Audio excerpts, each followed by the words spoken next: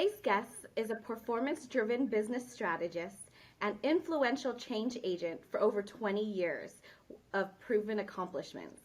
Specializing in internal audit, fraud audit and investigations, and corporate accounting, our guest has worked with familiar companies, ConocoPhillips, Barclays Capital, Costco, and more.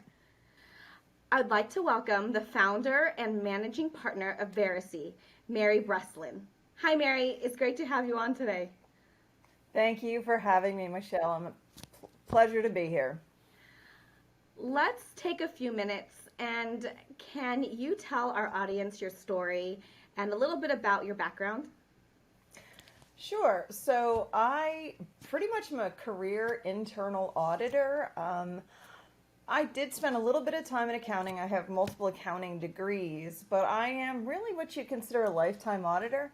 I've worked in some really interesting companies, which actually got me a ton of fraud experience. I worked in oil and gas. I worked in mining. I worked in banking. There tends to be a lot of fraud and corruption in those industries. So I got a lot of experience. And ultimately, I was a chief audit executive for a couple of global publicly traded companies. And I got to be either involved in or in charge of fraud investigations in multiple organizations. And when I left my last chief auditor role, I wanted to do something independent. So I started the firm Verracy with another partner of mine. And I did it based on what I perceived as a need in the internal audit space for newer, edgier, more modernized continuing education and professional development. I felt that the space really lacked really engaging and fun training, and also there was a lack of focus on teaching internal auditors on how to fight fraud. So I was kind of inspired by all of those things to start Verracy with a partner of mine who happened to be an expert in data analytics. I also am what you call an early adopter of data analytics. That has really helped my fraud career with the analytics. So the two of us started this, and lo and behold, after a few years, we actually moved into the consulting space and started doing consulting work in both the audit and the fraud and some compliance spaces. So that was kind of the short of the evolution there. That's great. So you kind of touched on your company, Verracy. Do you want to share a little bit what you guys focus on and kind of what your unique specializations are? Yeah, I would say we're like all things internal audit. We do two halves of the business. One half does consulting, so we are a service provider for internal audit, services. We also go in and do help organizations improve their audit functions. I've served as an interim, and so have some of our other folks, as interim chief auditors while organizations look for a permanent position. We do like quality assurance for groups, but my passion is really the training, the continuing education, professional development side of the business. That's what I'm most proud of. We focus on translating everything to the internal audit world, really. So all of the fraud classes are meant to be taught to internal auditors. Project management classes are all meant to be taught to people running audits. So that's kind of my lane is internal audit, and I stick to it. But, I guess my claim to fame is how many fraud cases I've done. So I do spend a lot of time on educating internal auditors on how to fight fraud within their organizations, all the way from just embedding it in their, regular audit processes to being involved in the actual investigations and everything in between. That sounds fun. Definitely a different perspective, teaching versus, always being a consultant. So you kind of got the mix of both. So what's one thing you wish you had known when you began your career? I think the one thing that I wish I had known would be to really just embrace who I am. I very fortunately had a lot of really great mentors, but they were all men. And they gave me advice based on what worked for them, which meant I spent years like suppressing my own natural characteristics and tendencies as a woman. And it wasn't until I was fairly well into my career that I realized I should just take the essence of what they were saying, not the literal, and use that alongside my natural characteristics. So I wish somebody had told me that in the beginning. Okay, great. Great. That sounds interesting. You're right, because it is different. You know, being the first or being the initial or being the only woman. But I'm sure they gave you great advice and you made it your own. And Eventually I learned how, yeah. yeah, exactly. So how do you conduct a fraud investigation in your experience? What's your way of doing things? So for me, I think my superpower, and this actually ties into the last question, I think my superpower is being a woman. I do a tremendous amount of research on anybody I'm going to be speaking to. So anybody who's going to be interviewed, if time allows, and you know it depends on the pace at which the investigation has to happen, I will research in depth all of the witnesses and certainly anybody that might be a suspect. Because when I get into the room and I can talk to them, it's much easier, I feel, for me as a woman to tap into empathy and kind of use that as a tool to get them to open up to me. The more I know about them, the research, and the more I just be my natural empathetic female self, I find that that's what helps the most. So that's kind of my approach. And then I'm completely married to data analytics. So two sides of the coin, highly technical, and then the soft skills, right? Yes, that's a good mixture. I like that empathy. It really, it really works to get into, kind of their motives and what they were thinking and really understanding the situation. The more I know about them, the more I know about their background, their history, their life, the more I can come up with some theories as to how they rationalized what they did. Right. And that's where I'm going to tap into the empathy piece. Oh, that's great. And what specific skills do you think an analyst or an investigator should have to help them do their job better? Well, I think first and foremost, you have to be bold. You got to be comfortable with being uncomfortable. You're in uncomfortable situations all the time. You have to ask really difficult questions frequently. So I think you have to have confidence, and beyond that, be okay with regularly being uncomfortable. But I also think, empathy, what I already said. And then for me, I'm going to keep saying data analytics has been like, that I owe most of my success in the fraud world, either through detecting or proving, quantifying to data analytics. Oh, that's great. And you mentioned data analytics, and these types of investigations, there's a lot of data to go through. Oh, yeah. So where do you think there's a way to reduce the time required to conduct, these fraud investigations? That's a tough one because you can do a fraud investigation in a couple hours or you could have a couple years, right? And there's everything in between. So it really depends on what the investigation really entails, like how massive it is. But certainly if there's a requirement to sort through data analytics, even today we're using artificial intelligence. Those things are going to really help and expedite. And the other thing that I've learned in the last several big cases that I've done is using artificial intelligence to protect chain of custody.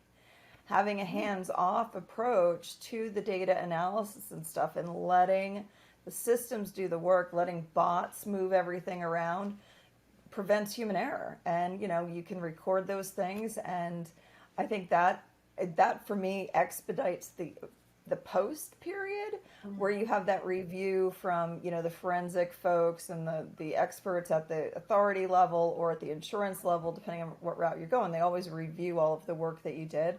That tends to expedite that piece quite a bit. But that's a hard one to answer just because every case is so unique. So different, yeah. And, you mentioned technology. So what are the challenges of dealing with digital data when it comes to, these fraud investigations? So digital data is a problem, I'm not going to lie. In the remote world, everybody working virtually has gotten it worse. Everybody who's involved in any kind of remote investigation, even going back to my home base, like the auditors and the compliance folks, you have to now become an IT person as well. You cannot just be a generalist. You have to understand things like metadata. I can change any document in the world to say anything I want it to say. And if you don't know how to go look at metadata, you're not going to realize that it was changed because it's going to be flawless in its presentation.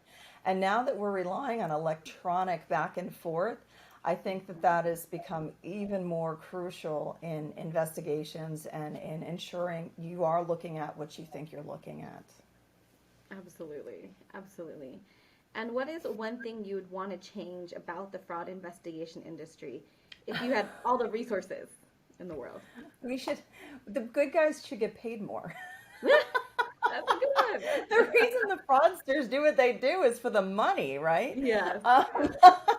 You hear big numbers sometimes. You know what I would probably change if I had all the resources in the world is I would probably train everyone. You know, 95% of all the people in the world in every organization are just not going to do it. They're not going to commit fraud. They're just not going to do it.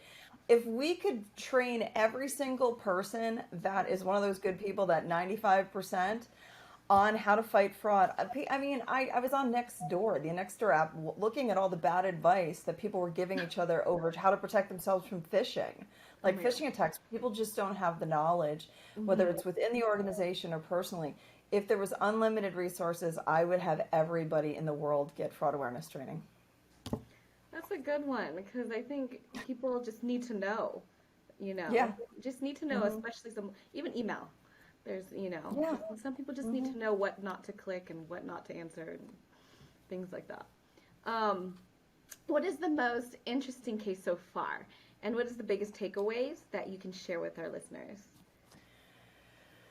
I have many. So, I think I'm going to, most interesting, I could tell you about car chases and FBI raids and death threats and being protected by Navy SEALs. And that's all very cool, right? Not at the time, but now in hindsight. But I think I'm going to focus on the second part, which is the takeaways, because I know your audience is people that are coming up in the industry. And the takeaways are this. Every fraud case is unique and every experience is going to be different. And there's going to be a lot of surprises along the way.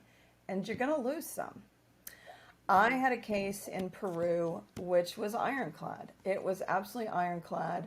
And it had a lot of intrigue and there was collusion and to the point where, very simply, it was an inventory theft scheme and they were concealing it by capitalizing the stolen wares. And they had actually gone and physically built a store to sell the stuff they were stealing from us. Yeah. Oh my God. It was in mining, so it was all like mining equipment. And they went and they built a store on a competitor's mine site and were selling our goods at a discounted price. Wow. So we were getting hit twice, right? We were getting hit by the actual theft, and then they were giving our competitor an advantage over us. So that was fabulous. But the woman who was concealing the fraud was the accountant. She was one of the head accountants in the location. And throughout the investigation, we could find no evidence of her benefiting. And this was about a $10 million fraud. So it was a fairly substantial fraud. Yeah. People were getting big chunks of money out of this. We could not find that she had benefited even a single cent. And it came out through the interviews, the empathy, right? Using my empathy, that she had kind of gotten lured into covering up the fraud for the general, the general manager who was in charge of the site because she was in love with him. They didn't actually have an affair. They were both married to other people. There had never been a physical affair between them. But she puppy dog love for years for this guy, and he knew it, and he took advantage of that and got her to So she actually ended up getting indicted too, even though we could find and we hired Kroll to come in and like tear her life apart and see.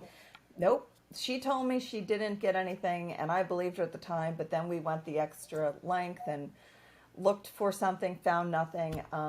So she put herself at tremendous risk for no benefit just for the attention of this man. which to me was an unbelievable thing.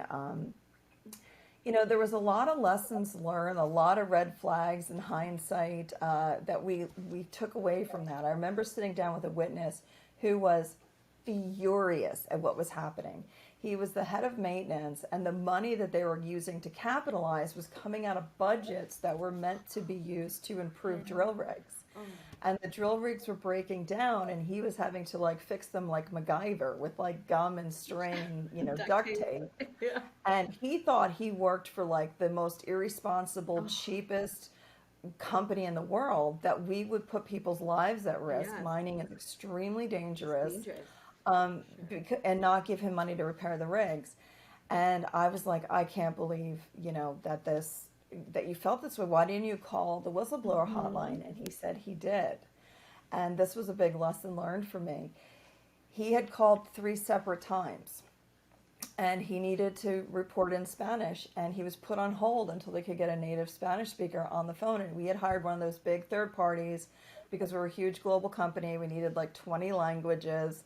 And they left him on hold for a half hour each time, and he finally hung up. And he believed that he was being put on hold because we really weren't interested in people reporting in.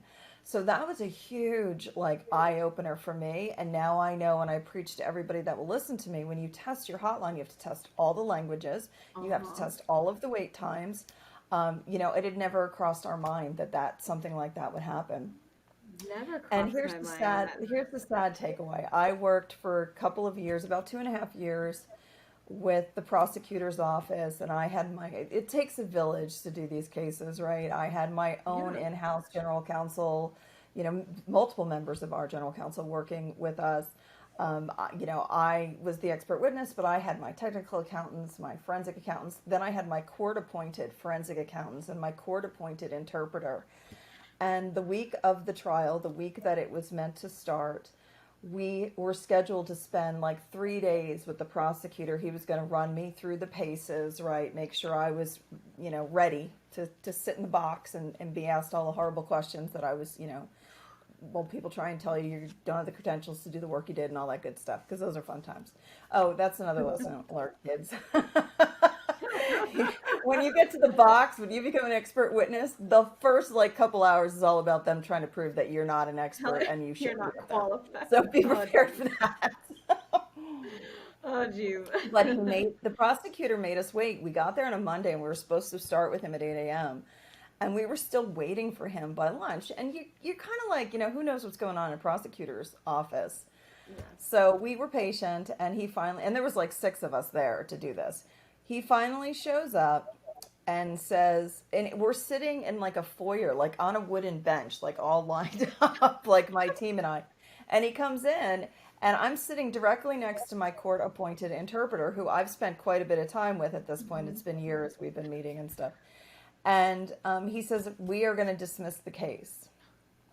And I'm like, what? And he says, yes, you can't be an expert witness because you are not a native Spanish speaker with the native business level Spanish that we need to present this case.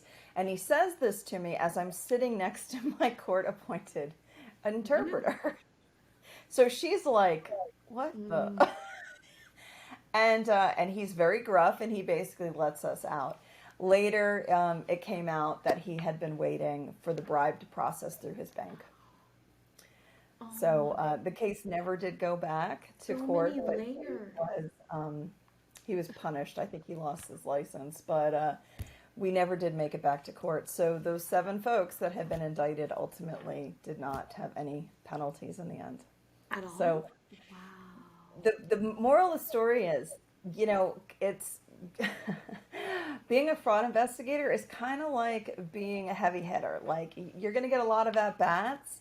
And your batting average, if you're going to get a lot of at-bats, and your batting average, if you're excellent, is still going to be 300%, or 30%, I should say, right? You think about that. That's what, a good batting average is 330, and that's kind of where we averages are in the fraud world. Now, but those numbers are a little bit heavier towards the win side. travel, and they're a little bit heavier towards the wind side, go to the authorities anyway. They're based on the smaller cases, right? The defense stuff internally, where it's like completely at our disposal. Yeah. The Navy SEALs. Oh, I have We need to have a literally part have two about like these Navy 100 of SEAls. these stories, sadly, but Oh my gosh. It's just so hard to think you go in as an investigator, put in all the work, all the yep, resources, and it's just such a small group of people that commit the fraud, but so many more like yep, victims, people who are affected or yep. could have been potentially at risk, right? Their lives, and everything. So it's really Yeah. it's tough work, but I'm sure it's rewarding um, for some cases, for most cases, but you know, It yeah. is rewarding most of the time. There's great satisfaction in Yeah. figuring it out, I think, for me. Figuring it out is like the first hump to get over. Yeah. Proving it is the next bigger hump Right. to get over, right?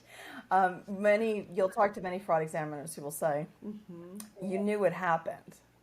It's Being able to prove it, always though, wasn't as easy. I'll tell you one really quick, fun little story I had. It's kind of the opposite end. I had the only database fraud I've ever had in my career where, hmm a DBA programmer went in and he created a code. He used a bot actually, rewrote over all of the financials behind the scenes at a transactional level. So he was one of the founders of the company. So he and this other founder could get tens of millions of dollars, is the bottom line there. And it was very complicated because there was both a huge forensic accounting side to the case, what actually hmm happened to the financials with what he did with this bot. And then there was this technology thing where he used artificial intelligence and in a database. And we had them, I mean, we proved it out completely. KPMG Forensic came in behind us, vetted all of our work, did the red team thing, vetted all the work, 100% agreed with us. We all went to the prosecutor's office. Prosecutor said, there's no way I can ever prosecute this. And even though it was about a $20 million fraud, he's like, there's no way I will be able to explain this to a judge, never mind a jury. Yeah. He's like, it's too complicated. He's like, but this is what we're going to do. He's like, these guys don't know that. He's like, let's put out warrants for their arrest. Let's get them in here. hmm Let's scare that out of them. And let's get the money back Yeah. and get them to plead to something lesser. And that's exactly what he did. He Wow. got arrested them, got them in there, got them to plead. We got them all the All of money it. back. We got all the money back. And yeah, but they got like essentially a misdemeanor on their record. Yeah. So that's the other end. So there's great Yeah. prosecutors out there too, is my point. So Oh you end up with man. both ends of the spectrum. There's some cases out there, specifically like the Pandora Papers, right? Tied to alleged money laundering by, these political figures and, celebrities. What role could accountants or investigators or fraud examiners have in limiting these future occurrences, do you think? This is a tough one because I really do think the root cause is the complexity of the laws.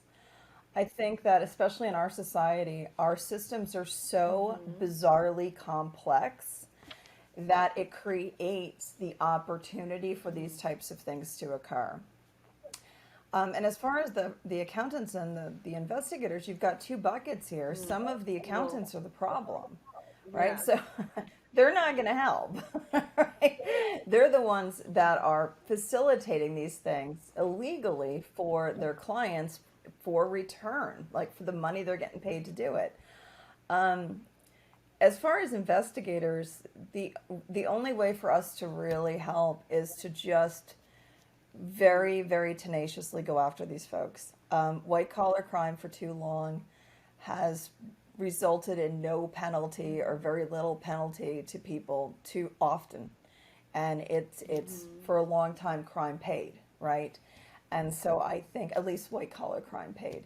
I think that we have to go after them, and there have to be serious consequences, and that's going to help deter it more than anything. And at some point we have to fix our systems, our accounting, our legal systems, our tax systems, so that they're not so complicated and don't provide such a great opportunity for manipulation. And so in that fraud investigation sphere, hiding hidden assets and tax fraud and embezzlement are kind of the most sought after topics we hear about in fraud. How do you think technology plays a part in that process? Oh, I'm going to go right back to what I already said, like a broken record. Like, I think that you fight technology issues with technology, right? So it's going to be about data analytics and artificial intelligence and machine learning. And as we grow more and more advanced in those things and we learn how to control them, right? Controlling machine learning is challenging. Artificial intelligence is an amazing, like, unbelievable tool that there's no limits to the potential of what it can do, but we have to harness the power of it without it damaging everything, and we're still figuring that out. But I do think that that's going to be how we're going to fight this stuff down the road. I think that's the direction everything's going in. And a lot of us have just started in our fraud investigation career. Any tips on how to get used to, recognizing red flags in fraud and for your cases? Yeah, I think you got to understand yourself as a person, right? So 60 to 70% of our thought process is subconscious. It's not what you're actively thinking. And as a result, your brain is constantly working to make sense of things. And so you may see something that's a red flag, and your brain comes up with a very viable excuse to why it's okay. And that happens even in fraud fighters. It still happens to me this day. I know how to recognize it, though. I look at something and I'm like, oh, well, maybe it's X. And then I go, wait a second, Mary. what actually else could it be?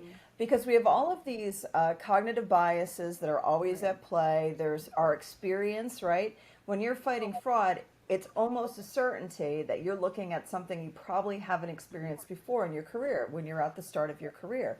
So your brain is working overtime to try and make sense of it based on what you already know and what you've already experienced.